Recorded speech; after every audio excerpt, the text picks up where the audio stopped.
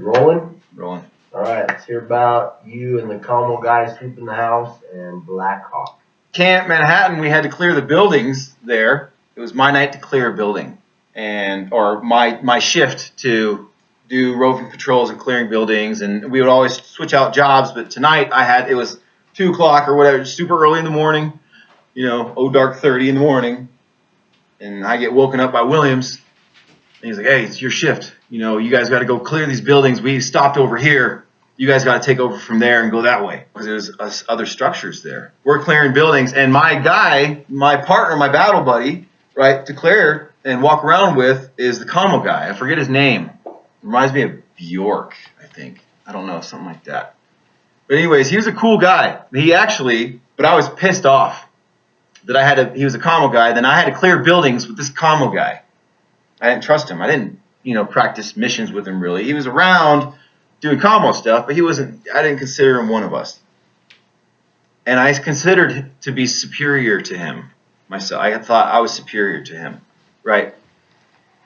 So I'm upset, and I remember telling him, you better not shoot me in the back. And I was serious, man. You better not shoot me in the back, man. And so here we go, and it's dark, and we're clearing buildings. My adrenaline's going. There might have been another ambush over here or attack over here, and you might have seen some, tracers, and everybody's, it's hard to sleep and stuff like that. And there is stuff going on when we first got there, And so we're clearing these buildings, and everything turned out to be just fine. And when we were clearing rooms, when I was clearing with them, I started to gain respect for the guy because as I watched him, he was just as good as me, and I was trying my best, and he was keeping up with me, right, doing the same thing I was doing, and I was no better than him. So I was humbled by the experience, Turns out the Commo guy, what would happen is that when we would get mortared, our mortar guys would they had a radar detector thing tracking the rounds, and they would fire mortar rounds back to the same trajectory and try to hit the guys. And then we would be sometimes QRF, and we would be the ones rolling out to find out and pick up whatever's left over. We'd find the fire and base plates of the mortar rounds and tubes and all kinds of stuff, but we wouldn't find the people. And eventually, what had happened was that he came up with a bright idea to say, don't fire immediately, wait a good ways till they come back and say, I guess they're not going to fire, and then they go back and get their stuff, and then you fire. So wait a couple minutes. It turns out it worked out, and he got like a Bronze Star or something like that for that. He got an award, I think. So good for him. So Black Hawk. So we're out on this mission because we were looking to find. I think that was one of the missions where we were out checking for return fire to go see if we had killed anybody, right? And we're out on this mission looking around or whatever the mission was. But as we're out there, and I'm a 50 cal gunner, so I'm sitting up in this Humvee. And I'm chilling, looking around, and I kind of got a higher view than everybody, and I'm overwatching all my guys and looking everywhere. And all of a sudden, boom, off in the distance. And I see this big cloud, mushroom cloud, big black mushroom cloud, woo, eroding. And we're like, whoa, everybody looked around and looked at each other like, hey, somebody just got hit, and they just got hit right over here. Right there is where they got hit. We know where they got hit. But we were close enough to say, hey, it's right over here. And so we were going to be the first ones on scene, right? And so it was over, we think, by the bridge. So we mount up and we start rolling. And we're the lead vehicle. Bulldog 1-1. I keep forgetting our call signs and stuff. But Bulldog 1-1. And we're rolling. We're driving on the wrong side of the road as fast as we can. And it's like a 2-lane highway, right? So... but we're booking it, and we go on to the on-ramp for them, but it was an off-ramp for us. And as soon as we came over the top of this thing to look over down below this field was where they got hit. It was the infantry guys. It was Black Hawk, our sister company, right? Our sister unit out there. They were doing the same things we were doing, and what had happened was they had a car bomb. They call them VBID, Vehicle Borne Improvised Explosive Device, basically a car bomb.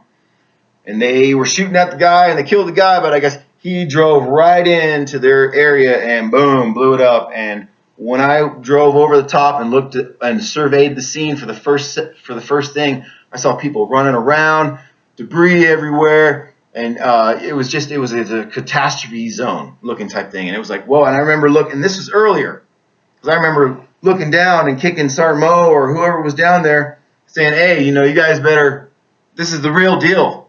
They got hit hard over here, and we're about to be a part of this right now. Here we go. We don't know what's going on, what to expect. But so anyways, we roll up there, and the first thing we do is, when I get up there, is we get all the troops dismount, and only the drivers and the gunners drive off, and they create a perimeter. And that's our job, is to set up the 50 and protect everybody, right? And so, but there was devastation, and there was wounded people, and there was a catastrophe. There was a mass casualty, I believe it. I don't remember. I don't know what happened, but or how all the numbers, but people were dead. People were suffering. And I remember when we let everybody go, we had to drive off. Otone and I had to drive off and be a part of this perimeter. And as we were driving off to do this, I see this soldier, and he's just dragging his rifle, and he's just kind of in a daze, and he's just dragging his rifle, and he's just kind of walking, and it looked like he might have been crying, but I just remember he didn't look like he was right, and we felt bad for him. And then I remember we were kind of like almost like astonished, like, whoa, look at this guy, he's out of place. Something's out of place here. And then we're looking around, and I see and so we need to set up an evacuation zone for the wounded and have medic, because we need to have Black Hawk helicopters flying in and picking up the wounded. So we have set it up over here.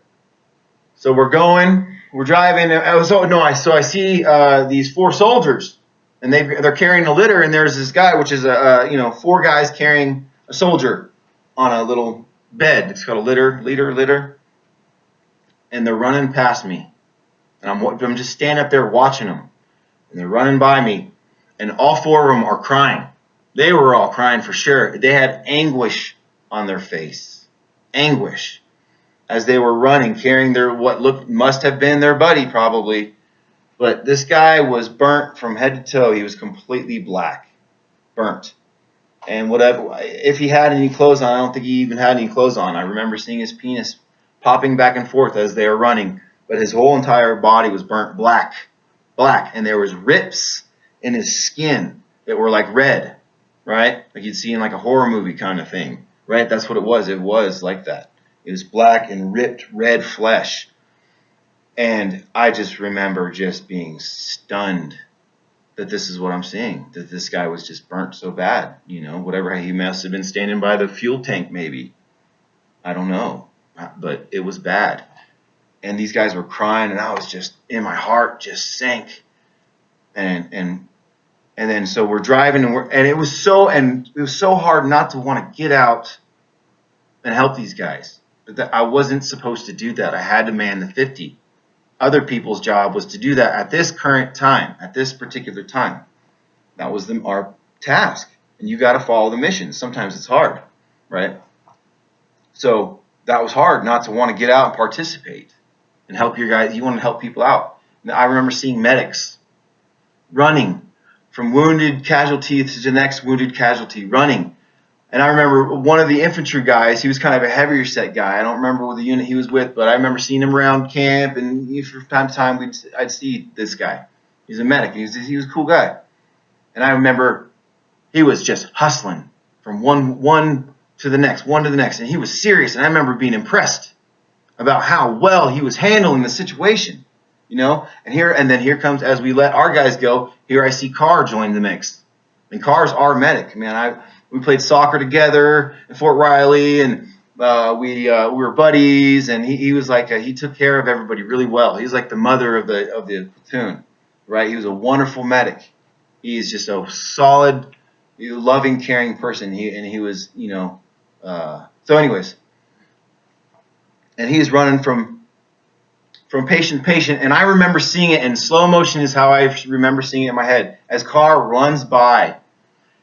The wind and the wind that's blowing by him as he's running, I don't know if it was breezy or not, but the wind that he's creating as he's running he's got IVs and bandages and wraps, right, flapping in the wind as he's running from patient to patient as he's taking care. And I couldn't tell you how many people it was, but I just remember seeing that, and it made an impression on me as I see these medics going out there and handling business, and they were just, so, and then we had to get out, and everybody had to pick up body parts and walk through a field and handle that, and we had to basically overwatch and make sure that they didn't get shot at.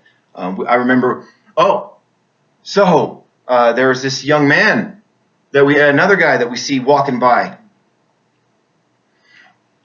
and he's holding his neck, and he's bleeding, and he's in a daze too, but he's stumbling in a daze, right? So I don't know, is this guy losing? How much blood has he lost? What's going on? But he was walking, and he's trying to walk to the LZ, and we're like, hey, and I go, hey, let's get this guy right here. We're gonna to give him a ride to the LZ.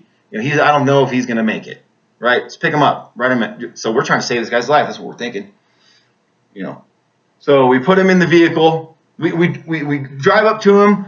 I drop down the hatch, and I open up the Humvee door. And I say, hey, brother, get in. And he gets in, and he's holding his neck, and he's got blood on his hand.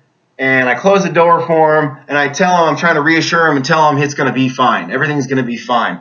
But he was breathing. He was good, and I figured he's good enough to where he can handle his own blood loss.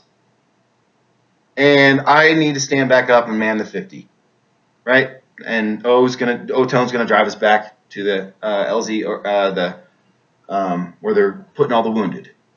So that's the plan. So as we start driving, our doors had a tendency to open. The locks weren't that good on these Humvees, and so sometimes the doors would open on you accidentally.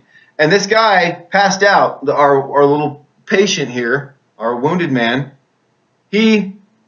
I guess he passes out or starts falling out the door, and I have to drop down in the turret and grab him and pull him back in and close the door, and I kind of give him a shake, and I'm like, hey man, you need to stay awake, brother.